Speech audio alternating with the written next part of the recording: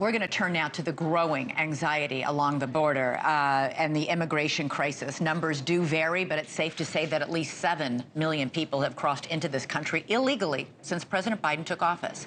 Now, if only a tenth of those are violent criminals, that is still a troubling 7,000 felons who've recently snuck into the U.S.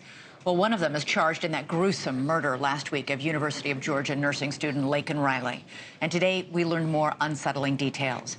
Venezuelan Jose Ibarra allegedly used an object to hit 22-year-old Laken Riley in the head so hard he, quote, disfigured her skull. That is according to court documents obtained by NewsNation. The illegal immigrant then allegedly dragged Riley's lifeless body to a wooded area on campus to try to hide the brutal crime of opportunity. Georgia Governor Brian Kemp just came on NewsNation moments ago and said we need to do better at the state and federal level to get these migrant criminals off our streets. I think the biggest thing is making sure that we have local governments, local law enforcement that's willing to work and communicate with ICE and Homeland Security and you know, state resources and others, so that we know who these people are. Right. Especially if people that are here illegally have committed crimes. I mean, we don't need to be letting them back out on the streets again. We need to be deporting them or detaining them so they're not creating more crime in our neighborhoods. Well, Ibarra illegally crossed the border in 2022. He was subsequently released by border officials, actually after only 21 hours, due to a lack of space. Then, a year later, he was arrested in New York City for endangering a child. Outrage over Riley's murder is leading members of Congress to demand answers from the Biden White House over how someone like Ibarra was able to slip through the custody cracks.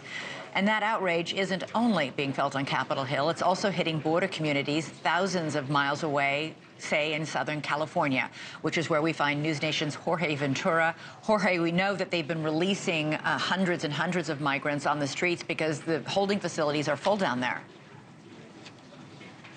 Yeah, that's right, Elizabeth. And actually, since October, here in the San Diego sector, agents have encountered over 100,000 migrants. This is all coming as a migrant center here was forced to close its doors after the county ran out of money. Now, hundreds of migrants are being street released into the community of San Diego every day, majority being men from all over the world. And after our report on Monday, residents reached out to me on social media saying they have huge concerns on public safety issues. One resident saying, are these individuals even properly being vetted before release into the public? I spoke to a local San Diego mother of 3 who says not only is she worried for her kids, but also her neighbors and other family members in the community as these street releases continue.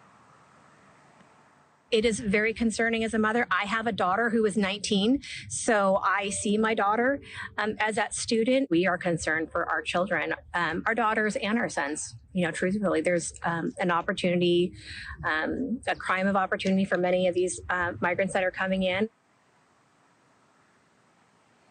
And this is coming as Border Patrol agents have encountered over 100,000 migrants from 75 different countries since October. And federal agents are also expressing to El Cajon Mayor Bill Wells to expect migrant street releases to start up again in his community, a community that's already dealing with a growing homeless population. Here's what the mayor had to say about the growing situation. We don't know why they're here. We don't know if they've been in prison before. We don't know if they're here for good reasons or bad reasons. But we're already seeing in New York that there's been a lot of migrants been involved in violent crime in New York City. Obviously in Georgia, we just had that nursing student who was murdered. And I think we're going to find out more about that. And I think that's just the tip of the iceberg. And Elizabeth, as you mentioned, Ibarra was actually, when he crossed illegally, was released in just around 21 hours. And what was interesting is when I interviewed migrants that were street released on Monday and asking them when did they cross illegally into San Diego, they said that they crossed late Saturday night and less than 48 hours later have been street released into the community. And that's what's going to worry residents. And as of right now, the county of San Diego has not approved any more funding for the migrant crisis. So expect those street releases to continue every day. Those street releases really have people on edge. And as a Border Patrol agent told us last night, literally no background checks are done on these migrants. We know many of them are just here for a better life, but we don't know who they are, where they come from, and what their lives were like or what their criminal history may be. Jorge Ventura, thank you so much for reporting live from the border in Southern California. Thanks so much for watching. Go to joinnn.com to find NewsNation on your television provider. And don't forget to click the red subscribe button below to get more of NewsNation's fact-driven, unbiased coverage.